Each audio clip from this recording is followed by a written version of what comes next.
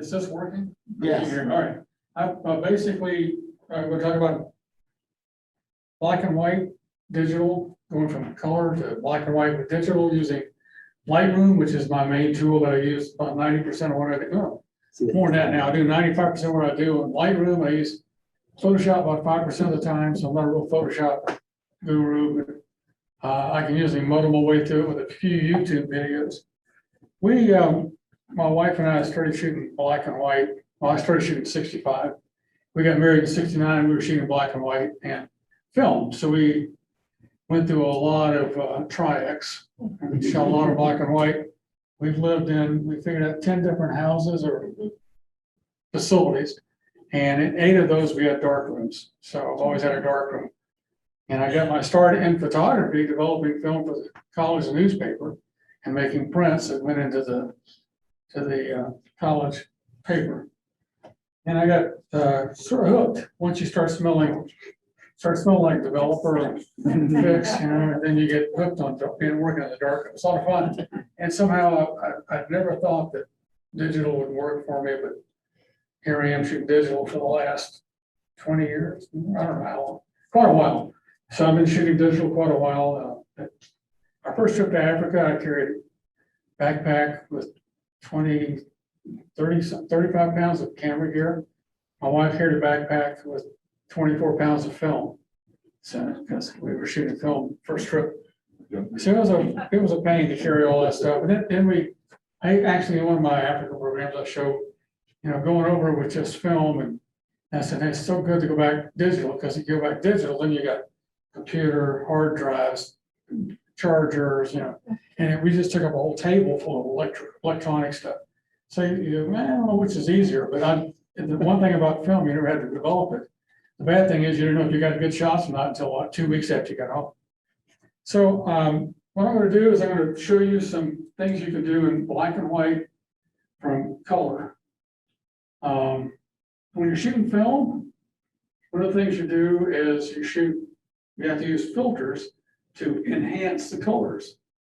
What shades of gray they're going to be. So you put filters in to change that. That's one of the problems I had when I had all my different size filters for every lens. And so sometimes I carry just one lens for black and white because I had to have all these different size filters and I didn't want to mess with it. All right, let me get this reminder off here because I'm already here. All right, so we're going to go back here and I'm going to just work right here. Back to, sorry, off of there. I'm going to go pick a couple of photos and I'll show you some of the things you can do. I'm not going to do all of these, thank goodness, because you'd be bored to death. So let's just start off with a fairly simple one. Typical Kansas photo. All right, that's, yeah, we'll take this one. What I'm going to do is I'm going to go into the develop module. And this is a fairly low resolution to start with. So I'm going to develop. And then over here, there's a thing where it says color or black and white. And everybody see that where it says black and white. So I'm going to click on black and white. It converts to black and white. So it's gray tones.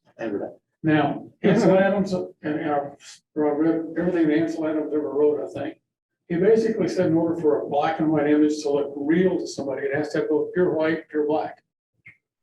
So in this, you look up here at the histograms, there's no blacks and there's no pure whites.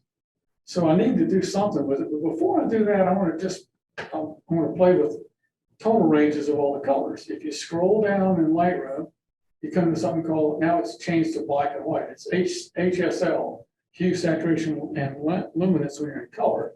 Now it's black and white. So I know the sky is blue. So I'm going to come down to the blue slider. I want to make the sky darker. And I'll move it to the left. And look at that. Now I got the sky is much more dramatic, is it not? That's pretty cool. All right. So that's one way to do that. If you double click the little dot, it goes back to 0. Also, the grass probably has some yellow in it. So I can make it brighter or darker with that slider and make it pure black. So that's another thing you can do. And if you're somewhat don't know what color you want to adjust, there's a little dot right here that you click on it, and it gives you a dot. You come up here and place it on the screen. And say, whatever color that is, I want to make it darker.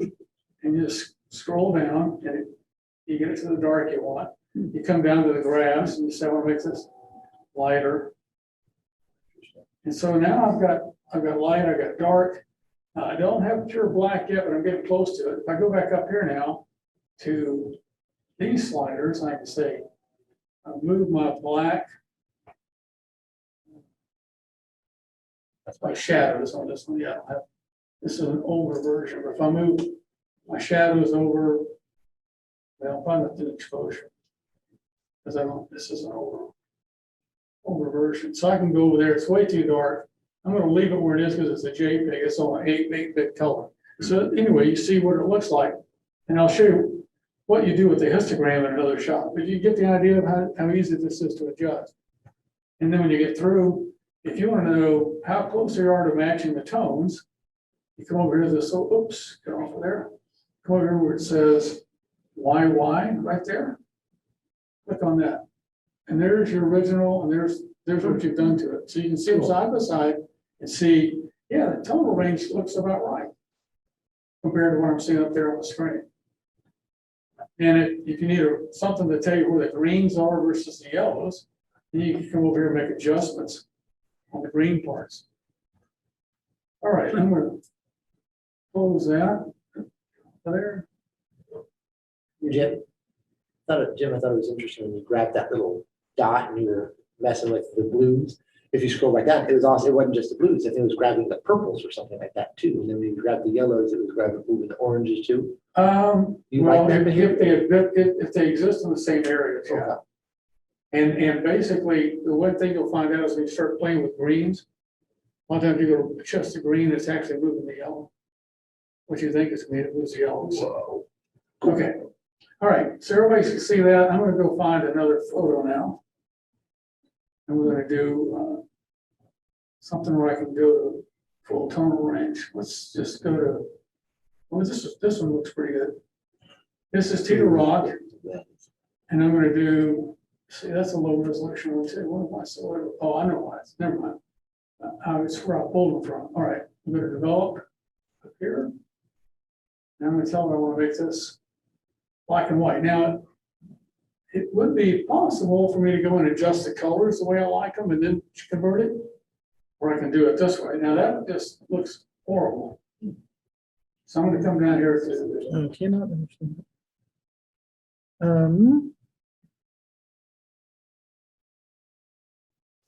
Oh, sorry, Gwendolyn saying that she's having trouble with the audio on Zoom. Is anybody else having a problem on Zoom? Our Zoom participants? Let me see here. I think there's a little bit of feedback. I don't know if that might be helping with. Maybe if you can everybody in the room here okay? If you were to turn his mic off, you think that try that? Yeah. Why don't we try it that way and see if that's better for anybody? We're going to pass the hat. I'll put this back on. Yeah. So I'm going to come down here to the blues. I know I want the blues darker in this. I just grab the slider and I got a lot more dramatic. So I'm getting much better there. I know the original had some orange in there somewhere, so I'm going to go to orange. I'm either going to make, I can go darker or on the front edge of that Tita Rock, or I can make it brighter. I kind of like brighter better. There's nothing says that you know, there's no right or wrong. It's just however you feel at the moment. I'm going to take the dot, go down to the grass, and I'm going to make it lighter. I'm going to the side of the rock, this side, and make it darker. It's probably going to do the same thing to the grass. It's one of the things you don't separate parts of the image. All you're doing is adjusting the color range. She said just get an echo chamber. I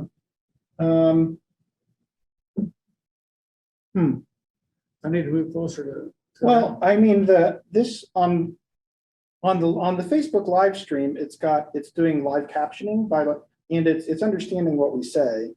So that indicates to me that should I speak in Russian? Zuckerberg is listening. Somebody on Facebook says the sound is good for her. So yeah, I'm not sure what's going on with your computer, Gwendolyn. Yeah, I don't know why you'd be getting an echo chamber effect. Sorry about that. So anyway, Yeah, try on our Facebook page, Public Library. The HSL. Yeah. On the right side under. hue saturation, I'm not seeing that on mine. well, it'll be there if you're not in black and white. So if I go up here, if I go back up here to the top and I click color, Right. then when I scroll down here, Oh, it's there in color, not in black. and yeah, HSL, it says HSL, hue saturation luminance. Which, you know, white. normally Under everybody. black and white, I'm not seeing. No, you won't. You'll have the sliders for the different colors when you're in. Okay. So if you go up to, if you convert it to black and white, you'll end up with just black and white. The versions are different. If you don't use, you're using the desktop version. If you use the Yeah, Creative Cloud version, that it looks completely different. does it, yeah, I've avoided it because I teach this class, I teach this, but If I don't wanna- if you use the Creative Cloud version, you still have that option, but under black and white, it just looks a lot different. So if you're trying to find it on the side Oh, yeah. panel, it's gonna be in that spot. okay. Well, basically, I've got 355,000 images in my database, so I don't want to have to upload those to the cloud somewhere. Oh, So I don't blame you, but yeah, cause I have the cloud version on my phone, I'm like, I don't see that slider, and so I'm trying, I was like, oh, it's in a different spot, that's why. Yeah. So anyway, I just very quickly change that back to color. So I. And if I go back to black and white, you know, I've got the black and white that I've made the adjustments to. It's not very difficult to do, but there's just a few things that you have to play around with, and really it is kind of fun to play with it. I don't really do a whole lot of black and white anymore. I'll show you a couple more. This one's kind of cool. So I've got this one again, 1620 by 1080. All right. I'm going to go to develop. I'm going to go convert it to black and white. So it does. Now I'm going to come down here.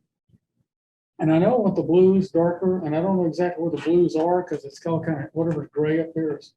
And so I'm just going to darken the blue slider, and I can pick out, and it makes the sky a lot more dramatic, but I pick out where the dark areas are, where the blue is by that one big splotch up there is obviously blue. If I go to yellow, we know that these flowers are yellow. I can make them really too bright. I can make them almost, weird. So you can move it around and just see what works for you. I will tell you that it looks like there's no detail in the whites down there and the yellows down there, but it is on this screen because this has got a lot more bit depth than that does. Anyway, I've got detail there. If I see, I'm almost got a pure black here. So let me just go back up to this thing. I'm gonna take blacks. I'm gonna slide that black over a little bit. See a little triangle up here above the histogram on the left side? That tells me that I've got, when that lights up, that tells me I got some totally black somewhere. If you look on the picture, there's blue spots. That's totally black. All right. And if I wanted to go the other way with whites, I'd go up here, oops, come back here and find the whites. Now I just do the highlights. This is an, again, older version. I do the highlights, I bring them up. If I go really far, then I blow that out, and it shows as being little red dots. There's a red right there on that one petal, and some over here.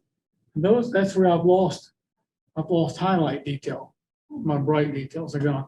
And that histogram will show you when those two ends light up, you've got lost shadow area and lost highlight area. But again, Ansel Adams always said in all the training that I've read he's done, you have to have real black and real white in every image for it to look natural to everybody. And in fact, if I went to a big exhibit of his in New York City many years ago, I don't want to go into that.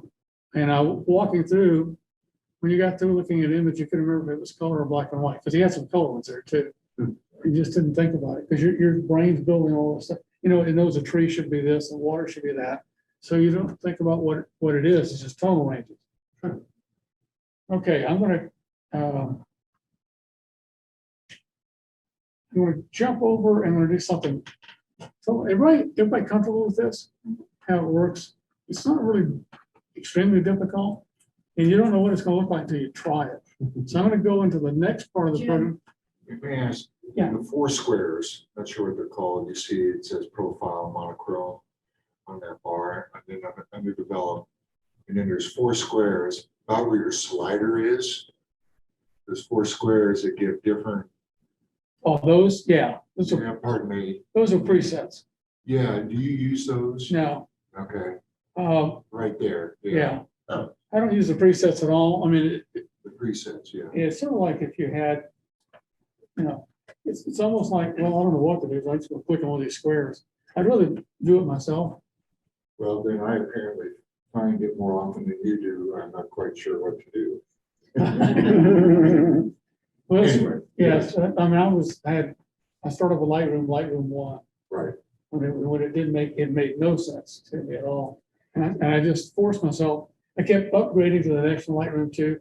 Didn't make any sense. Lightroom 3, I said, I get this money invested, I better learn how to do this. So I learned Lightroom 3 and then in Lightroom 4, then I started teaching at Lightroom 5. Then you will learn it when you teach it. When you have to teach it, you have to learn it. It's pretty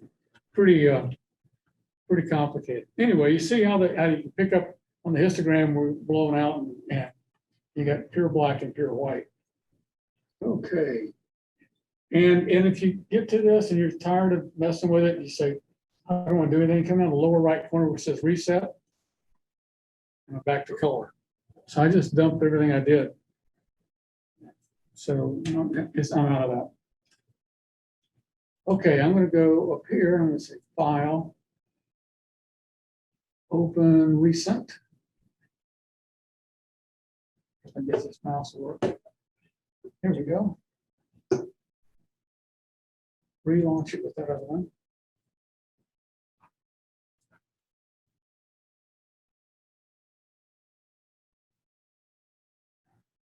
It's open.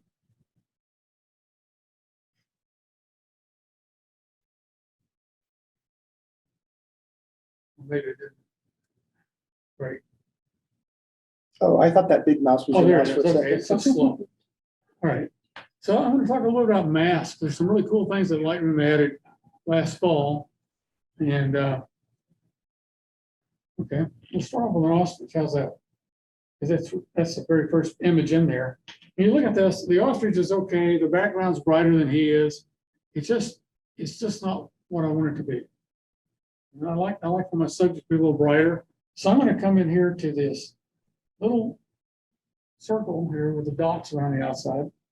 I'm going to click on that. That's a mask. I'm going to say a thing here called select the subject.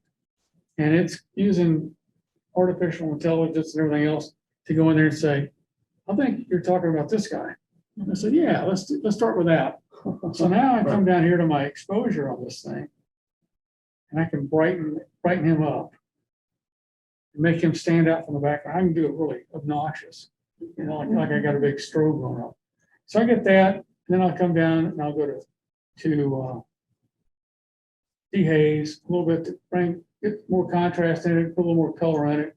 I wanted to come down here to saturation, and it's only working on just the bird. And honestly, female ostriches have no color anyway, so you can do all you want to with this. I'm gonna look at you better. By the way, the male ostriches are black, females are kind of brown, and there's a reason for that. During the day, the females sit on the eggs. At night, the males sit on the eggs. So they hide where the eggs are. That way. You can't see the females easily because she's kind of dirt colored. All right, so we got that done. Now let's go back up here again and say we're going to create a new mask. This time, I'm not doing anything but mask it this time. I'm going to say, show me the subject again. Oh yeah, it's that thing right there, but I don't want to work on that. I've already done her. So I'm going to come down here to this thing called invert. Click on invert and it says, oh, you want everything else. So now I got that, and now I can go into exposure. As soon as I get on something here, I can take the background down. It just slides too much, it's too hard with this mouse. All right, then I can say, okay, take the highlights, which is the area in the real background, take that down a little bit. And so now I've got this thing, it stands out a lot better on my screen. It's maybe not as much up there, but it look okay up there? Yeah, it's definitely, It's better. So now I've been able to separate this subject from the background a little better. Now, the other thing I can do, as long as I got this background, here's another little trick. I wish I'd had a f1.4 lens so I get the background soft.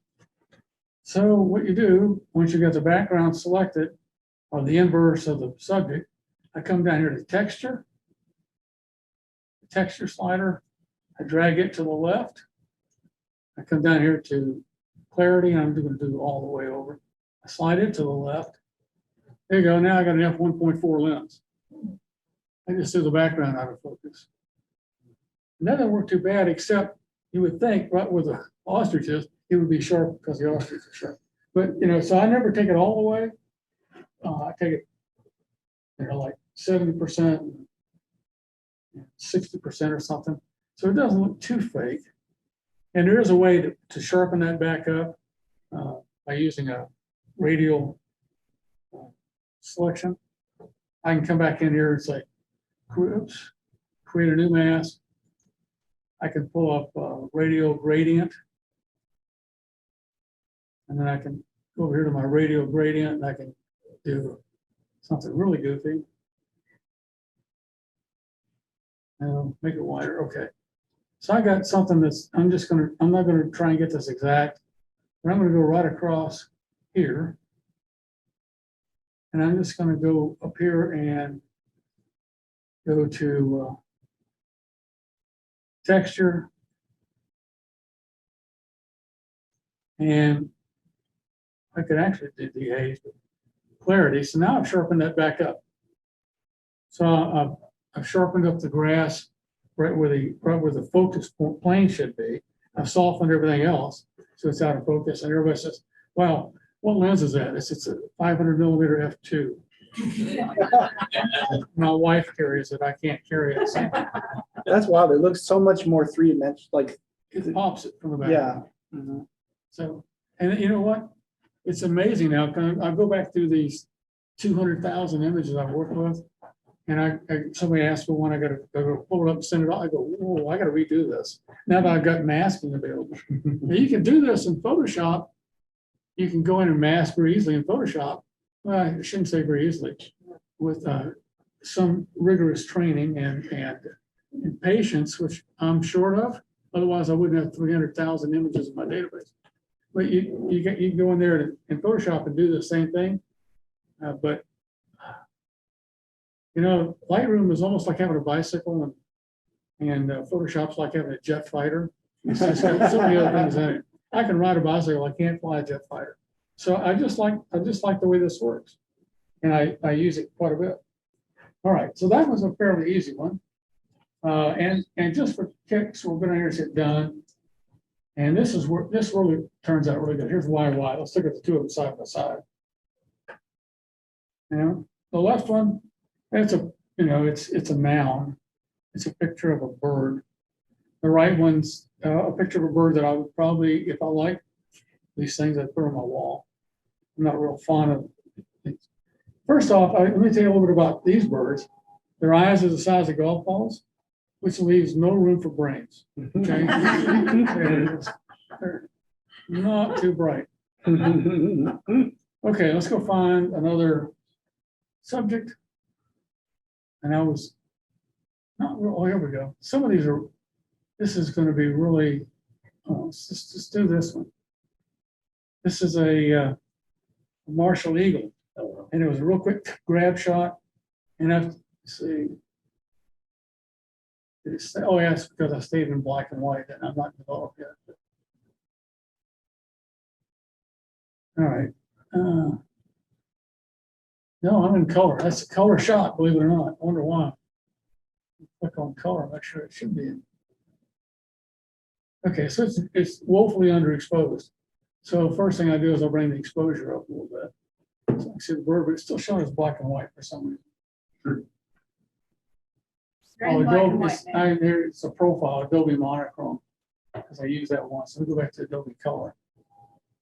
Okay, so he's still not very colorful and not very pretty and not very bright. So I'm gonna come here and again, I'm gonna do the same thing again. I'm gonna grab the select subject. So it's trying to find the subject. Is that what you want? So that's pretty close. So I'll take the exposure, bring him up. Also want to bring the saturation up on him a little bit so I get some of that color that's weaked away from the lighting situation I was in. So that's, I think that looks all right. And I come back up, I do the same thing I did last time. I say, create a new mask, select the subject, and then I'm going to say invert, which is right there. Once I invert it, then I'm going to come over here and I'm going to take exposure down in the background, makes him pop out a little better. Then I can do the same thing again with the focus. I can take texture down and clarity down a little bit. So it just softens up the background, makes him pop out a little better. And if, just say I wanted to do something like I wanted his head a little brighter, I go back down to this first mask and I can actually tell it to take the shadows, brighten them up. So I'm going to brighten him up the shadow areas. And if I really needed to make something brighter, like his eyeball, I'm going to come here and take create a new mask. Oops. I'm going to create a new mask, use the brush tool. See what I've got a small brush, so that'll work. Come in here just over the eyeball, click it a bunch of times. And then I'll come back over here to that mask, and I'm going to say, I want to bring up the exposure. The eyeball should be brighter. And it looks, it's brighter here. I don't know if it shows up. I'm just goofy with it. It really shines there. And then I can take the take saturation, crank it way up. That makes it even brighter. If I wanted to give him red eye or out binge drinking last night. So there's, I can adjust colors now that I got that little spot picked out. And there, but you see what that, see how much better that, and let's go back and look at YY on this one. Done. You look at that, it's day and night. Wow. Almost. And that would be a shot that I would throw away almost, except I know Marshall Eagles are hard to find. So I'll stick with it. All right. Let's skip that. Here's a little tricky one. This is a collection of masks at a buddy of mine's house. And Boyd Norton, the guy that originally taught me how to go into after. So I'm going to develop that. I'm going to first off, I don't want before and after. Give me just the original. That was cool. Okay, I want to, first thing I want to do is just bring the exposure up a little bit because it's a little dark and it's just, and when you're using flash at an angle, so the right's going to be dark, left to be shiny or bright at this kind of a shot. Actually, it's because he's got a door over there that's lighting up that side. So what I want to do is I want to take this one and go here. I'm going to get a linear gradient, right? And I've done this enough that I kind of get a feel for what I need to do. I just drag that across about like that. I go here to exposure. And I'll bring it all up where they're all about the same brightness. You see that? And that linear gradient allows me to brighten up the sides that were dark. And just to prove that it really worked, then here look at YY again. You see the difference. So the stuff that was over the shadow now is lit up and you can see what was there. So yeah, it's nice. Isn't it? Yeah, you got a lot of use for a lot of things you can do with it. I haven't even talked to you about, there's some other things I like in what percent you're doing and all that. You can change how intense it is. All right, let's do another one that's, just show you, this is kind of interesting. When I was shooting, used to shoot weddings, when you've got control of the lights, then what I would do is make sure that I'm illuminating them about one and a half stops brighter than the background. So I've automatically got that separation without having to go in and select the subject and make them lighter, make the background darker. I want them to stick out a little bit. And that, I think, shows up there pretty well. So I've got control of what I'm doing there in the situation. I set up my lights, make my wife go stand there and take a shot, 6 shots of her, till she can't see anymore. Flashes on. I mean, I said, okay, I got the lighting just right, and I'll leave it alone, and when we do the group shots, I'll do that. The other thing I do in the group shots, we had a wedding I shot one time, and there was, the bride's sister was there with her husband, and they're in the group shot. And 2 weeks later, the mom called me, said, her sister got a divorce, and the guy had the pictures. Oh. Can you take him out? You know, what would it cost to take him out? I said, which person? 20 grand. No, just out of the photo. I said, oh, okay. And if you have what I would do is take a picture, set the camera up, I take a picture with nobody there. And then I just put the two together and erase him. And it fills in what was back there. So kind of get rid of him that way. Anyway. All right. But you had to do that in Photoshop, right? You couldn't do that in Lightroom. I did it in Photoshop, yeah. Yeah. Well, actually, my daughter was trained in Photoshop in college, so I put my headset on. Jenny, how do I do this? She taught me through it. I need to move the eyes from this picture to that picture. She taught me a lot. Because I paid, 60 grand for it to learn how to do this. It's time to collect. Okay, this is my buddy Boyd Norton. This is out of our workshop in Wyoming. And the background in his hair, it just exploded. So I've got, really, really overdone. So first thing I'll do is just to go into develop. I'm going to, just for grins, I'm going to bring up just the shadows anyway. So that's better, but it's not exactly what I want. So I go up here again. What do? Select subject. And it says, you want this guy there. Right? So I'll take that. So first thing I'll do there is just bring the shadows up, and it's what it's selected. Right, so he's there. I'm also going to take, I don't need to do it here, but I'll do it just for you guys. You take the highlights down, so I darken his hair a little bit, make him almost look like he's human. And then, I could take up, do something like dehaze, cut the contrast and all that. And I don't know that I do anything with the background with that, because I kind of like all the yellow back there, but this is one of the times when I could say, there's a couple ways to do that. I don't want to darken all that other stuff. So I'll just come down here. I'll say I'm through with the masking. And I would come down here to HSL. Oh, sharp hand, I passed it up. HSL right here. So I'm going to luminance. Go click on this little dot, go up here in the yellow somewhere, and pull down. I'll bring it down a little bit. I'm also going to take saturation down a little bit, because when you bring the luminance down, the saturation comes down.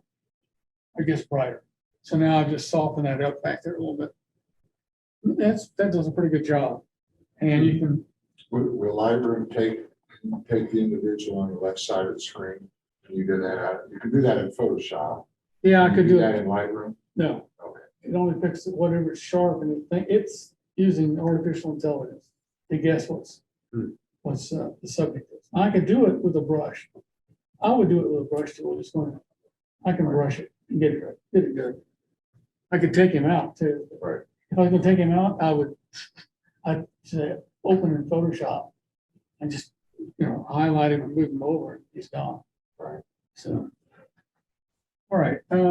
Let's see here. Well, should we do a YY on that one too, so you see what we've done in several easy steps. And it was not hard to do. I'm sitting here doing it, one-handed, one hand behind my back. My mouse won't let me do it anymore. All right, let's go find something else I want to play with. This is kind of cool. All right, so I got this. Let's do the zebra. Right, standing in a field of flowers, invasive species. So I'm going to do this again. I'm going to say, now, You know, it's kind of weird to do this, but I'm gonna select subject again. So I got just the zebra, hopefully. Thank you, Lightroom. I'm gonna bring his exposure up. Now, what I'm gonna do that's gonna be kind of cool. Create a new mask, select subject, invert it.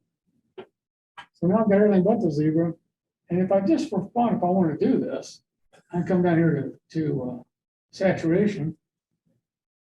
To get down to black and white. So now I got a black and white with a black and white. It's almost like a black and white photo, except the zebra does have some color. And if I went back and boosted, well, I can do that. That's a cool effect because you don't, I mean, like we know that the zebra is in color, Yeah, but if you didn't know, it'd be like, that looks like a black and white, but the zebra looks. okay, I just bumped the saturation way up. It's really exaggerated. Oh, yeah. It's ugly, but you can see Right there's there, color in the that's zebra still. So the zebra still got color in it. So now that you wouldn't want to do this normally, and it's not something that I would be excited to do. But if I go into some other, I think I've got one more there. Maybe I took it, it's an elk. No, I didn't bring it. I have one with an elk in the woods. And so I can make the elk color in the woods black and white, or make the woods black and white and the elk color. There's a lot of different things you can do with that, make it stand out differently. And the whole idea is to do something that's kind of cool that nobody else is doing. This is kind of an interesting photo. This is it's a dove there's actually rocks in the foreground, rocks in the background, and they're lit up. He's sort of half in the shade. So I'm going to develop. So you'll see it better when you fix it. So I'm going to go to this. I'm going to say select subject. So I'm going to bring. Okay, I'm going to bring the exposure up. There it is.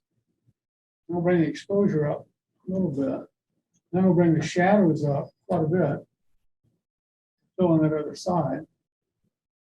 So he's sitting there. Honestly, that line across there is just because the selection wasn't very good. So what I'll do is to create a new mask, get the brush tool, and take the brush tool and go across here like this. And I want to go across all of this too, because I want that to be lighter. So I just might take that and take the exposure up on that.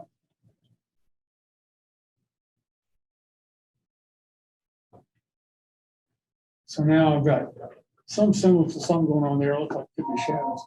So I got light, and then the bird there, and dark and light again. And actually, when I fix this one, then I've got printed up, and everybody oohs and ahs at it because I did it in Photoshop. So, and because of that real unknown where the forest too much. This whole area along here should have been lightened up as well. I think I can do that. Create a new mask. Yeah, are these JPEG or are these raw photos? These should be RAWs. These are RAWs, I know they are, because I said export with all the stuff on them, and I reset them back to original RAW. So I can take that exposure up a little bit more on.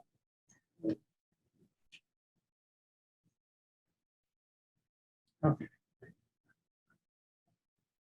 Here we go. Now I'm getting the pink one on it. And it does, I'm putting down a color. You can select what color you want the mask to be.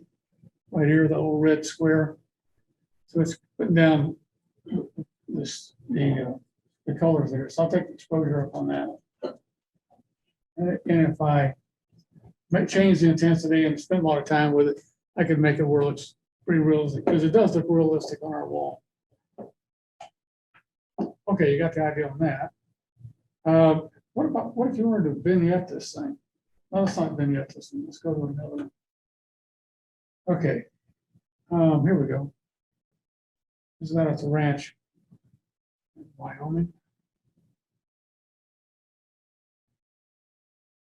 So she's okay. I've got some already, the red on there, it's I got blown out highlights. She didn't get shot or anything. So what I'm gonna do is first thing I do is just take the highlights down a little bit to get rid of some of that red.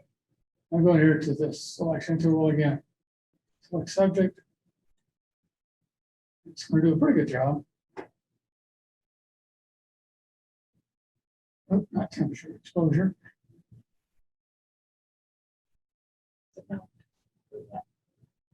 This one doing, oh, it's a mount. Exposure.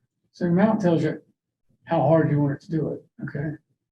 So I'll bring her up. I can take the highlights down and get rid of that, and the blood on her sleeves. So now that brightens her up from the background a little bit. And I could do an invert, soften the background a little bit, go into unfocus it and all that. But if I want to vignette this, then I come up to this, create a new mask. I go to radials gradient again. And I do this. So I don't care about the horse. Well, I like horses, but I like her better. So I got that set up. And I go to invert. And then I can come up here and go to exposure. Bring the exposure down. So now I'm forcing you, I'm trapping your eyes from the edges, making you look at the middle. And then the next thing I can do is I can also do this little trick with texture. Clarity, not so much but it just softens everything that's back there. You can actually do a mask where it's when you're taking a color range, and I can pick all the yellows and mask that and do something with it if I'm so inclined, but it's just a whole lot of things you can do. Now, let's just say, let's go get one where I've got a good sky. Oh, here we go. This is good. We'll do this. This is a salt river in Arizona. So first thing I'm gonna do is develop that. I'm gonna say, I'm gonna go in here to this, select the sky. And it says, okay, you mean that stuff up there? And it says, yes. One moment, please. So there's the sky. So I can take this, and I use dehaze a lot. Dehaze for sky is just some magic, you know. Now it's oversaturated, so I come down here to saturation.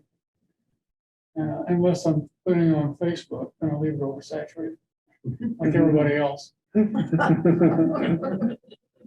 So I'll bring it down to where it looks somewhat realistic to me, right? Jim, may I ask, I missed the selected sky, was that under adding a mask? Yeah.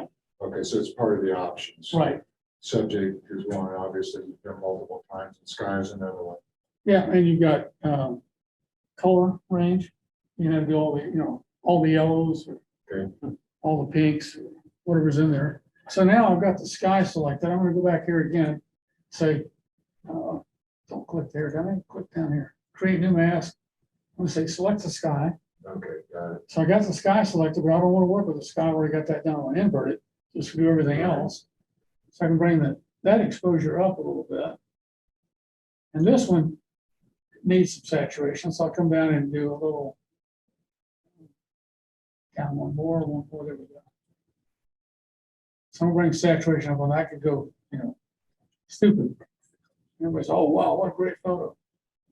You had to have been there, because if you saw those colors, you'd run. Okay. So I kind of got that the way I want it. I don't know if I do anything any different, but I might come back and just go to dehaze again. Dehaze works wonders. It adds contrast.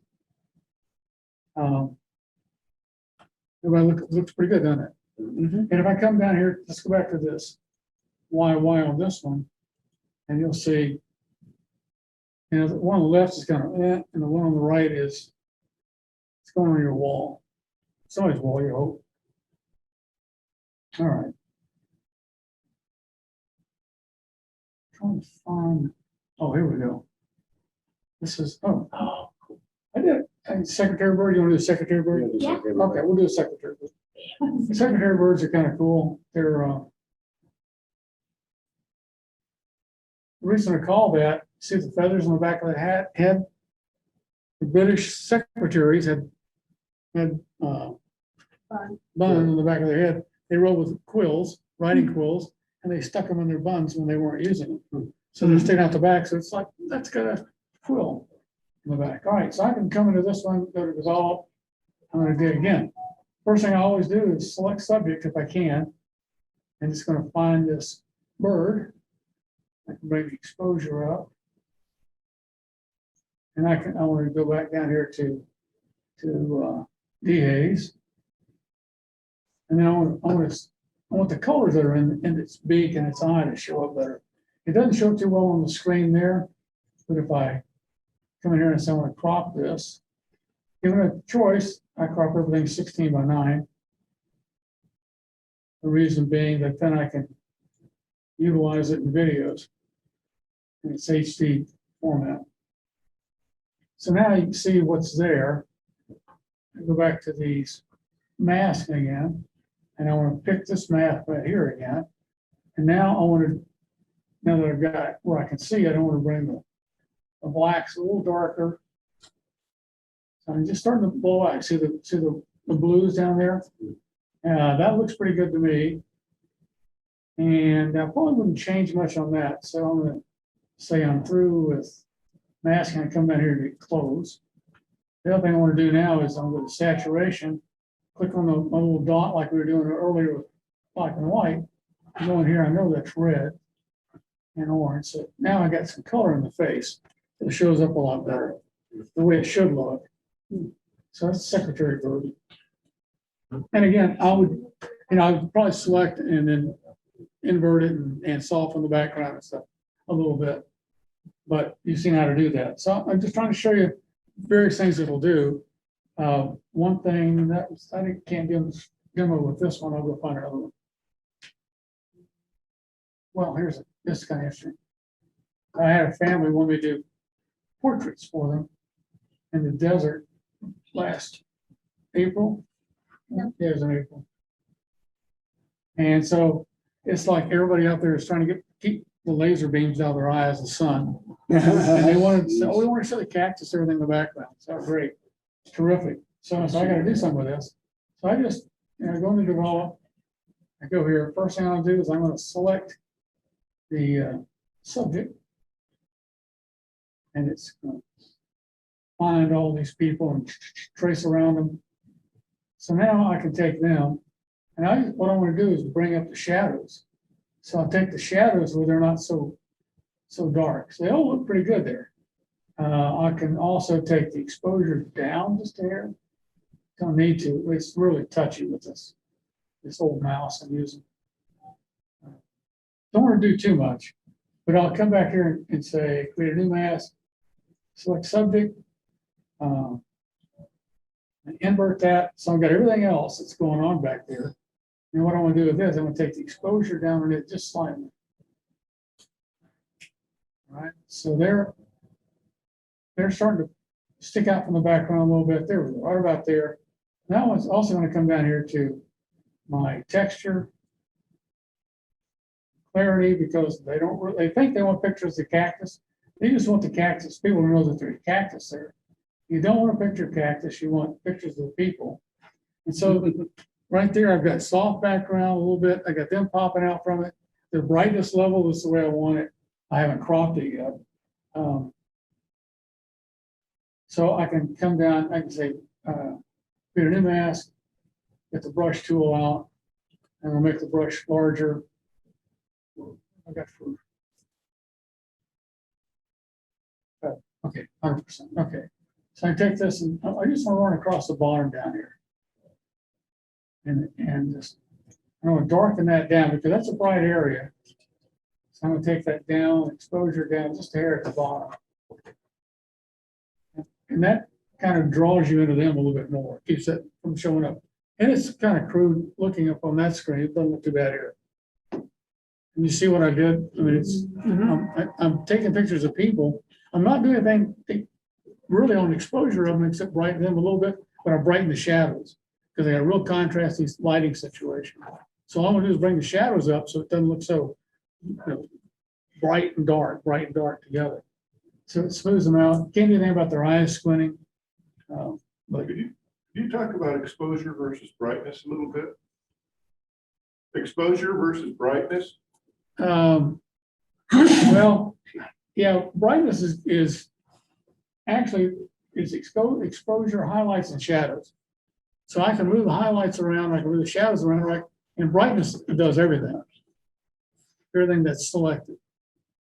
I mean, exposure does everything that's selected. Brightness is only the highlights. You adjust the bright and dark areas. Shadows are bright areas. Shadows just the dark areas. And basically, if you look up here on the histogram, let me just do that. Watch up here on the histogram. If I move the highlights, let me see. Let me close the mask. So I'm working on the entire image, and you'll see what it does. So if I'm working on the entire image, and I go to highlights, and I slide it, highlights is working on the right-hand side of that. Blacks don't really move a whole lot, the dark side. The Darth Vader side stays okay, the dark side. If I come over to shadows and I go the other way, the highlights don't change a whole lot, but the shadows do, the dark side. So it's moving things around up here. In fact, if you look, there's a, if you look up there, where I'm on highlights right now, you see that kind of a lighter gray band up there in the histogram. It's hard to see from back there, but that's the highlights. If I go to whites, it's the far right side of that. That's lighter. If I go to blacks, it's the far left side, and the rest of it's midtone. So there's blacks, midtone, highlights, and whites. And exposure does everything? Exposure does everything. He just says, "Oh, we're going to move this whole puppy anywhere you want it." He just kind of shoves it around. Whoa. So, all right, this is one of the places that this is really comes in handy, especially if you're doing portraits out in the middle of the desert and with people who think that they want this done this way. I probably messed it all up doing all that little playing around with it, but we'll leave it because I've already sent them their images. They're happy. Like here, the library, good key. There's my test specimen. Okay. So that's that. She gets photographed a lot. Yeah, it's like, I'm not gonna smile. Right. It's like my dad. My dad never smiled. He always, very stern looking. I said, "Dad, smile." He said, "I am smiling. You don't want to see me when I'm unhappy." Gotcha. All right. I'm first gonna do is crop this so it's a little bit bigger on the screen. This is not original 169. So this is a heron nugget. A good place to get stuck. I don't even want to mention any names, but it's a good place to get stuck. This is out at Cheyenne Bottoms. So, all right, now, first thing I'll do here is I'm going to say, I'm going to show you a little trick. I'm going to say, select the sky. That is the blondest sky I've ever seen in my life. And it can't tell if those are clouds, but it did a pretty good job. It just picked the sky. So I'm going to come down here to temperature and white balance. And slide it left. Now I got a beautiful blue sky. Didn't show up there yet. It's bluer on the computer screen. Yeah. So I can come way over. And it should be, well, it's still not, the color's not right up there. But anyway, I can bring that blue out. And I go back here and say, create a new mask, give me the subject, which is the bird. I'm going to brighten him up. There it is. I got the bird brighten up a little bit, and I'll usually come down and do a dehaze, which separates him from the background a little bit better, more contrast. All right, now I don't want to work on the sky or the bird. I want to work on everything else. So I'm going to say, create a new mask, select sky. I'm going to say, subtract the subject. So I'm subtracting the subject, and And that get, and I'm gonna do an invert. Or maybe I guess it's wrong. Maybe it's the wrong order. You wanna, So it should give me everything but the bird in the sky to work on. So I can come down this bottom and I can dehaze that, add a little contrast to the bottom. I can go over to the saturation and boost the saturation up. And it's not touching the sky. It's not touching the bird. It's touching whatever's left in that selection. I don't know. I'm gonna do my time, 2 minutes. well, we can stay past 8. I mean, Okay. yeah. Does that make sense to everybody? It's just amazing what you can do with this. I can't hardly sit down at my computer with it. I start scrolling through, so, oh, I gotta fix that, you know. Yeah, it bothers me that I see it. It needs to get done. Those of you, I can, if any of you on Zoom and Facebook, if you have questions or comments, feel free to type them and I'll pass them to Jim. And of course, also the people here in the room can speak up and, you know. This is in Wyoming, and it's, I just thought it was really a cool place to be, so I'm gonna go up here to develop. And I'm gonna go back and do my typical thing, select subject. Should find the rock, trees, okay. Now, here's the interesting thing. You see the sky Yeah. in between there? It's not smart enough to figure that that shouldn't be there. So you don't want anything real drastic here. So I'm going to take the exposure up on this a little bit. Unfortunately, the sky back there is not going to make a whole lot of difference because it's pretty much gone anyway.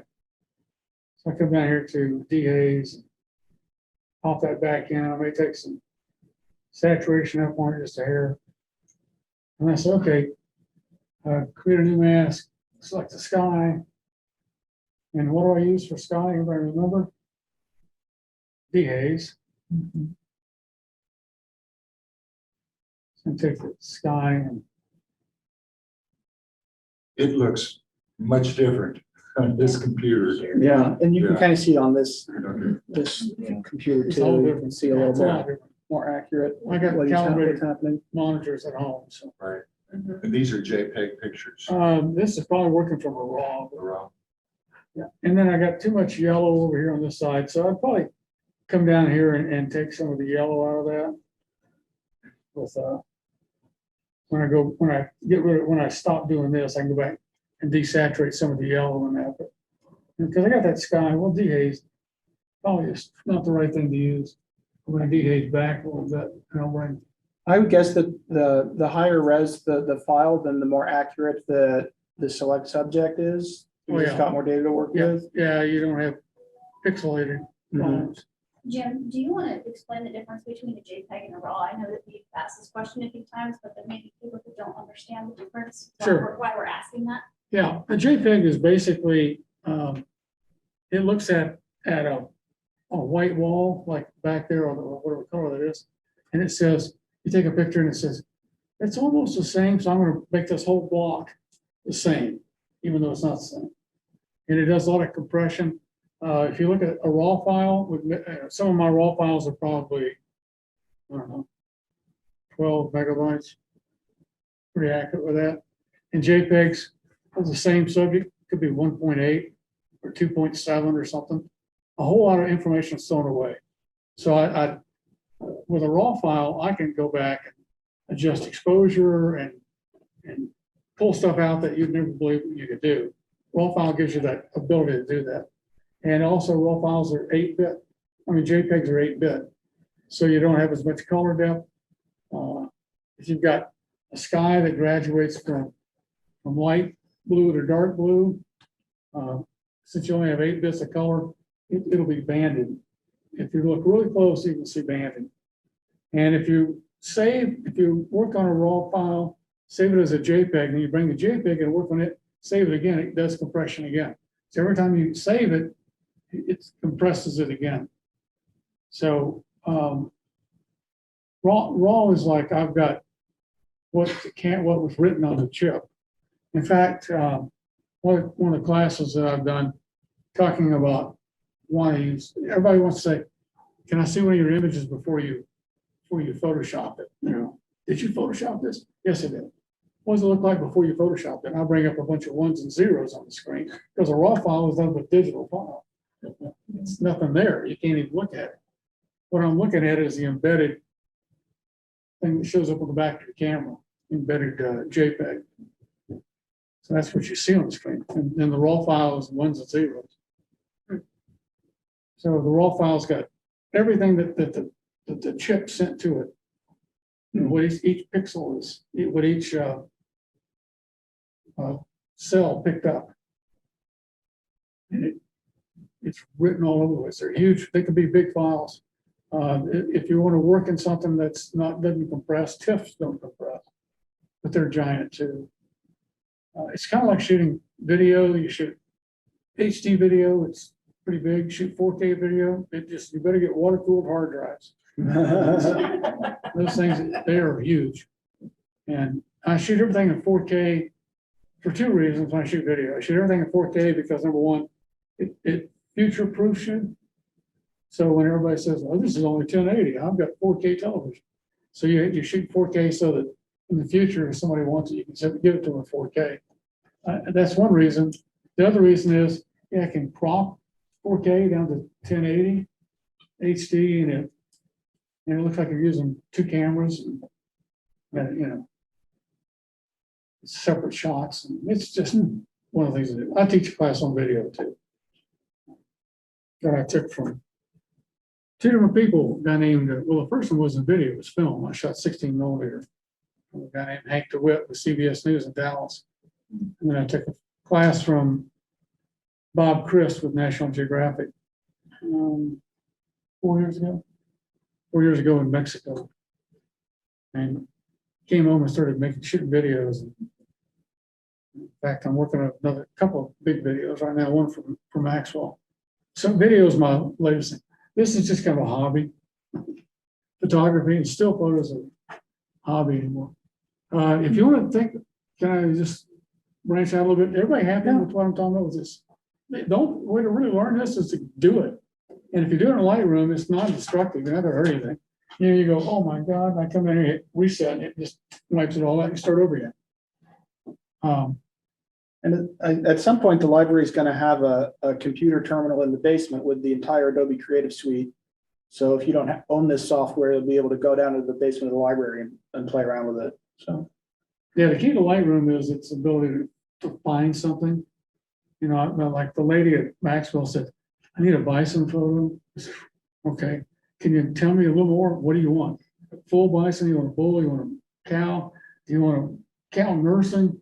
Tell me what you want. She said, oh, what I want is a bull in the snow. Okay, snow. So I go in and I'd say bison, bull, snow. His keywords to search, and it goes through, and in 10 seconds, I've got 150 images on my screen to pick from. So it finds them all. It's not without doing work. You've got to go and put all those keywords in. It doesn't automatically guess what they are. You don't want Lightroom trying to guess what anything is, because their face recognition is horrible. You know? But they're, you know, I'll put all those keywords in and I can go find it real quick, usually. As long as I keep up my keywording, which is. Jim, would you comment on printing pictures? Where do you do that? Do you print many, like on, I don't know if these are yours, but. One of the others. Oh, that one is the. All right, so what are your recommendations on printing? Well, you know what, I've got several printers at home, and for the right money, I'd part with any of them, all of them, in fact. Except I need one black and white with the pages and papers and stuff. Right. But I get my prints done at a place in person downtown. And I know the guy, he's very, he's meticulous. Yeah. Perfectionist. I mean, I had him print a great big picture of an elephant with a baby, you know, and she's feeding it. And he said, I got it ready. I went down there and he said, give me another day, I got to reprint it. So what's wrong? I said, this corner in there, there's a little dot, you know, piece of dirt underneath the corner. I got to oh yeah, I see where it's not quite flat, so I gotta redo it. So, no, that's okay, no, I'm, Expensive reprint. yeah, I know. I said, Yeah. what are you gonna do with it? He said, I'm gonna throw it away. Can I have it? I said, sure. So I just cut it off, down there, put it up, but gave it to a friend. But yeah, it's Adelaide, Adelaide, On Main Street. Yeah. Atelier. Adelaide, and they do phenomenal work. Mounting and everything else. I've had to do a lot of stuff on it over the years Our Walmart is pretty accurate for the small stuff in Mac. in Mac. I don't, they're all different, depends on who's working that day. Yeah, I And- use, and Pix and Nations Photo Lab. If you're Yes. interested in online, they're professional printers and they're. Yeah, we took a tour of that Index is place. good. Yes. Which one, is MPix the local one? That's the one in Pittsburgh or is it Nations? It's in Pittsburgh. MPix, MPix is in Oh. Pittsburgh. because I knew there was one here in Kansas and I couldn't remember between the two. which I had one it was. MPix come into Great Plains Nature Photographers to do talk about color. Yeah. And while they were there, the guy said, send me some images. So what do you want? I said, big files. I did. He printed a bunch of stuff and gave it to me. So I said, cool. You want to come back? Send me some more images Yeah, right. for free. Anyway, yeah, MPix is good. We were using Bay Photo. For a long time. portrait wedding work, we were using Bay Photo and. Their skin tones are just phenomenal for weddings and portraits. That's why he's out in California, so they're real good. MPix is, that's the name of it, Miller's. Miller's. Miller's is a professional division of MPix. If you have to get an account with them, we had an account at one time. Yeah, like MPix, they don't have that account. I went, Yeah. I went over there. Pix is good and fast. Yes, they They're are. quick, yeah. they're very good. Good. And if you get, I've done a lot with them. They're very good. if you ever go to Pittsburgh, go see them. They'll give you a tour of their place. The book, where they make their books and all that. It's pretty impressive. They got about 20 people sitting in a dark room looking at screens, adjusting your stuff, unless you tell them, don't touch it. If you got calibrated monitors, yours are okay. Don't let them think what they want it to look like. So, mine are all, everything I send off is a do not adjust.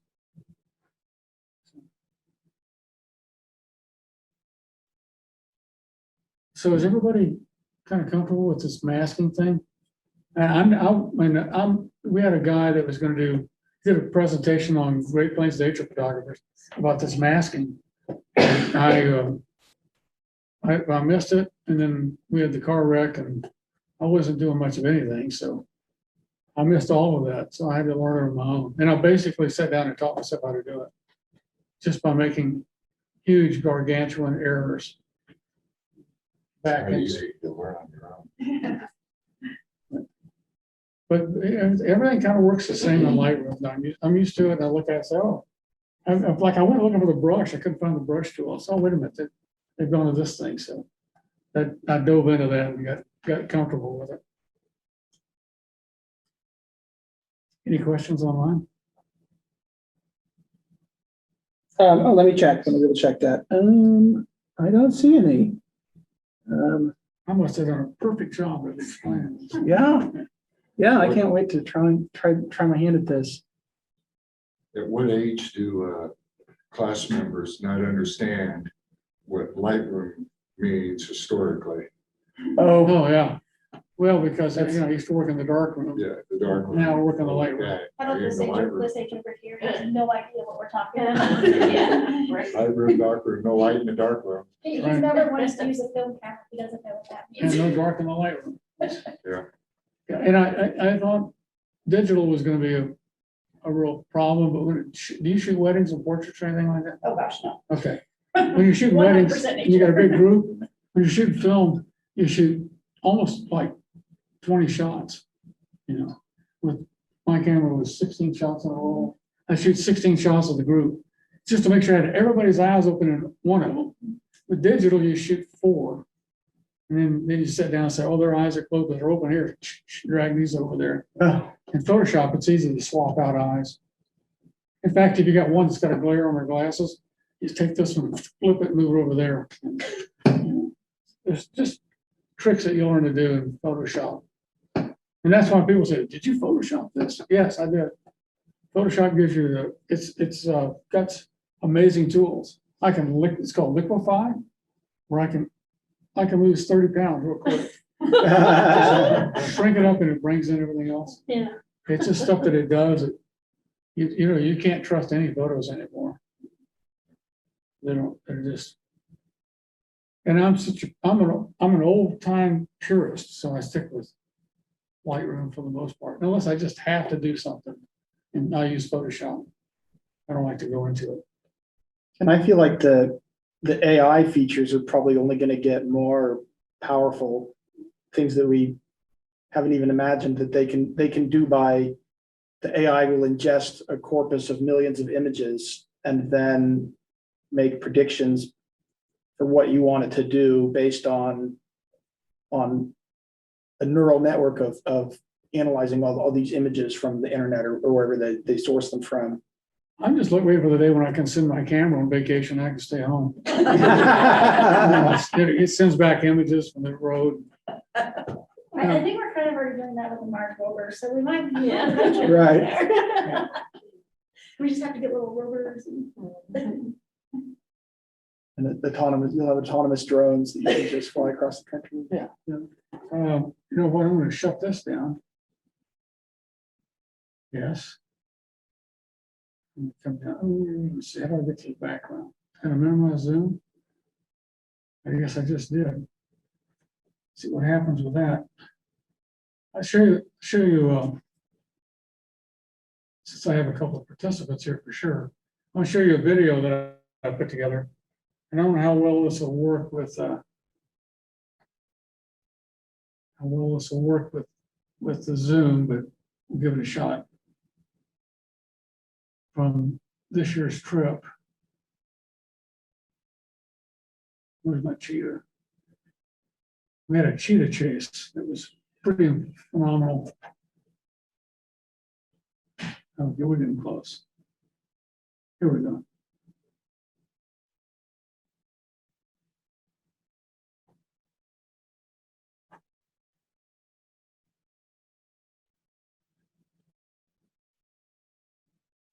So, get off there. There we go. The cheetahs had chased down this Thompsonville. Mom did, and she killed it. And they were eating on it, and we're sitting there taking video of it. I'm so sorry. Here, that wall. She kind of raised up, and the guy said she's going to chase again. So I threw that camera down, grabbed my telephoto, and I stood up like I was 16 years old and spun around. Oh. Flagging a little bit. Wait, are these still photos? These are still. Oh, wow. Little guy fell down. She had slam on the brakes. I did too because my wind was turning too fast. So she caught it. Dispatched it, and then she was always carried off on the high grass to hide it from the other predators. What I should do, let me show you. This is not my video, but people that were on our trip with us. And we had this big elephant coming down the road in Ngorongoro Crater. Ladies, you know where that is. And one tusk, guide said, just be careful, be quiet. He'll go right on by us, no problem. She's standing up. A lot of wind noise here at the start. She's standing up, and this is shot with an iPhone, by the way. Wow. This big guy. It's right up alongside of us. She said somebody's got big eyelashes. Whoa.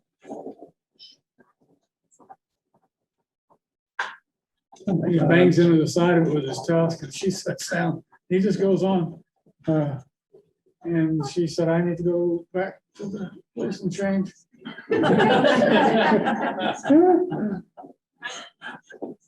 Pretty spooky, huh?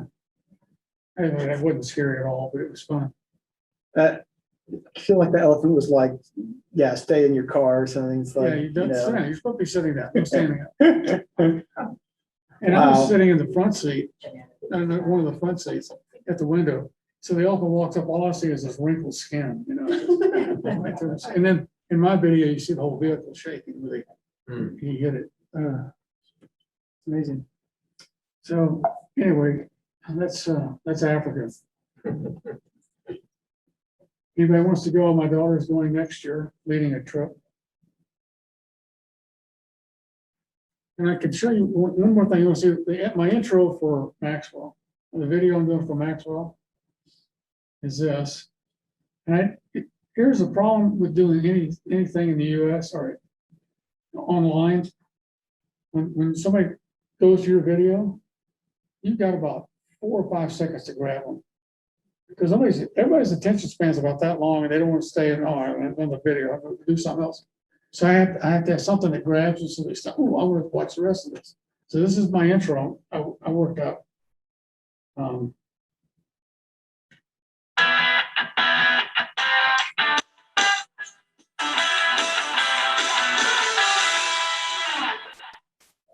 Cool. Right. So why would you see I that? saw a car commercial the other day. I think it was twice as fast as, twice as many changes as that. I couldn't count them. Yeah, and It then, was a Audi, yeah, well, the whole sporty idea Audi is, car. whole And I idea could, is in everything 15 happens real quick. seconds, could have been 30 different transitions Yeah. in 15 seconds. well, I was just trying to, this time I timed this with the But you're beats and right. music.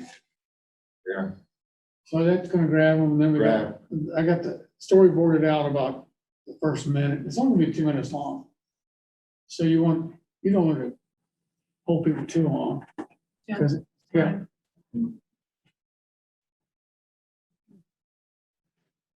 Cool. Good.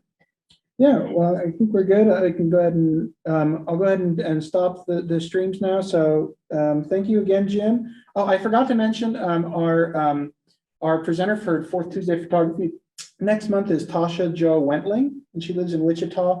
And she is, from what I've seen on her website and stuff, she often like does these really cool staged photos that kind of are surreal or heightened.